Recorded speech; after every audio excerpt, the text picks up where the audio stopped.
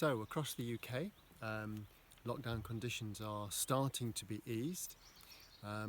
In Scotland, we entered phase 1 of the easing of lockdown today. This is following the phases laid down in the Scottish Government's paper, Scotland's Route Map Through and Out of the Crisis, see if I can get that one right, Scotland's Route Map Through and Out of the Crisis, which lays out a number of phases of easing lockdown. So, as conditions are being eased, of course, people are naturally starting to ask us at Dhanakosa, when will there be retreats again? Unfortunately, this is a question that we can't answer quite as straightforwardly as we'd like to. Before I start talking about what we're thinking, what we're planning, I just want to acknowledge that the easing of lockdown, of course, is a time when some people are impatient to get back to life as normal or as near normal as they can. But for many other people, it's a time when there's a lot of anxiety and a lot of concern about what easing of lockdown will bring. So I just want to acknowledge that before I start talking more, before I go any further. So in terms of Dhanakosa, just let you know what we're thinking. Phases 1 and 2 of the Scottish plan still have quite significant travel restrictions in place.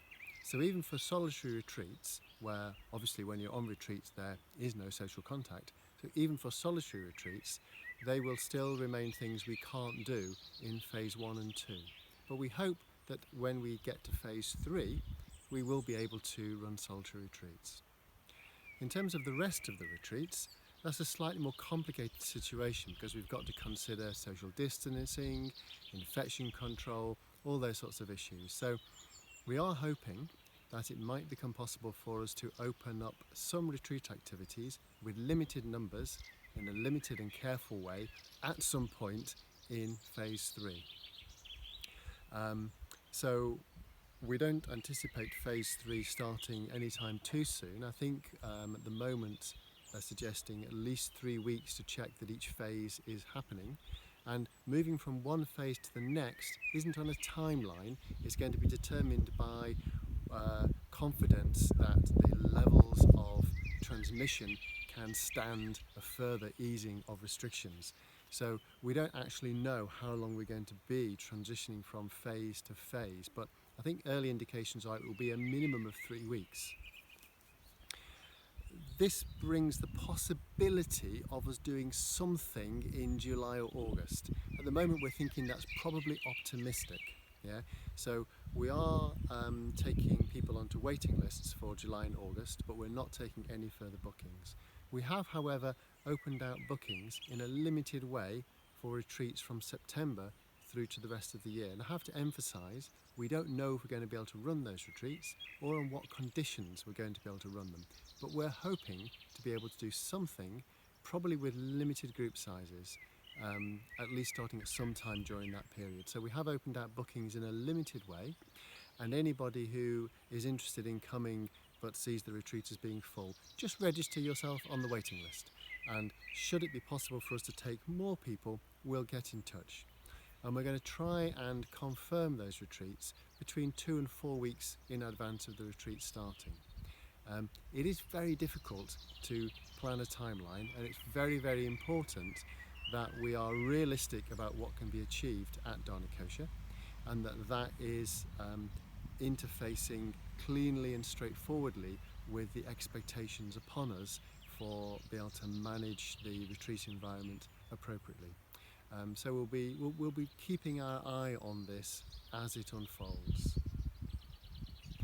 So because of that uncertainty and because we are taking bookings, just to say that our current Covid-19 transfers and refunds policy will remain. It's obviously not fair of us to be taking deposit for something if we're not sure we can run it.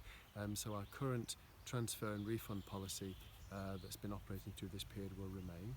And the other thing I'll say is because we're looking at having very limited numbers, we're only going to take one booking per person through that period. That just spreads out the availability of what we can make available to people.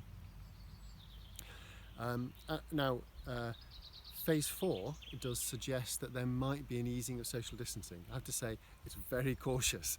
There might be an easing of social distancing, and that might of course mean that if there is, that we can increase the number slightly. If when it comes to the detail we think actually this is too tight, this isn't appropriate, there's too much risk here for us to start running retreats, we'll just hang off until phase 4. We're just going to wait until we're confident that we're doing the right thing. I think it's very important that although obviously we're keen to have people back on retreat, and I know lots of you are keen to come on retreat, it's very important that we do it responsibly, that we do it in a sort of a measured and responsible way.